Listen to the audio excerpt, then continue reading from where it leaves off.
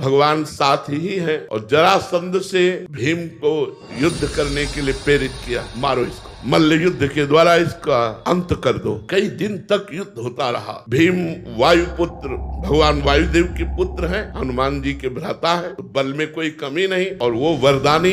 जरासंध कोई साधारण नहीं, 20,000 राजाओं को तो कैद किए था बलि देने के लिए। 20,000 राजाओं को भगवान से भीम जी ने कहा इशारे से कि प्रभु जरासंध की मार से मेरा रग रग टूट रहा है, मेरी वश नहीं कि मैं इसे मार सकूं। भगवान ने कहा प्रयास करके देखो, आप निराश मत हो। आखिरी दिन कहा, लड़ते लड़ते धीरे से हाथ से इशारा किया कि प्रभु मेरी बल की शक्ति खत्म हो गई, जरासंध मेरे द्वारा नहीं मारा जा सकता।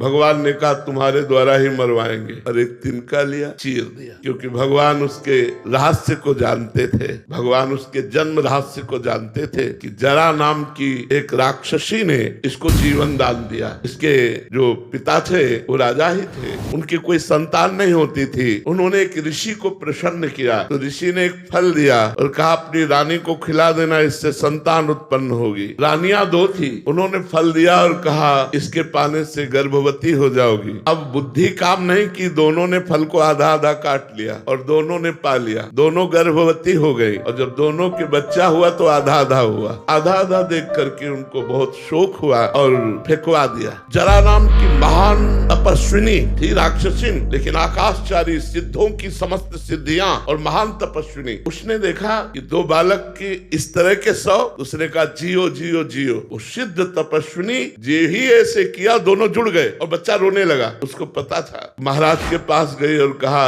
ये आपकी संतान। उनका मेरी संतान तो मृत पैदा हुई थी अलग अलग, तो उनका मैंने जोड़ दिया, मैंने जोड़ दिया। संधि माने होता है जोड़ना। तो जरा नाम की राक्षसी, उसने संधि किया, इसलिए नाम रखा गया जरासंध। तो भगवान उस रास्ते को जानते थे, भगवान ने उसको चीर दिया एक तिनके को, ऐसे फेंका। भीम को भगवान ने अब बल दिया, उठा के पटक दिया और तिनके की तरह चीर कर फेंक दिया। फिर भी वो जुड़ गया के भीम ने कहा प्रभु, तो प्रभु ने फिर उल्टा फेंका, तो दोनों शांत हो गए। तो जब भीम हार गए तब भगवान ने अपना बल दिया।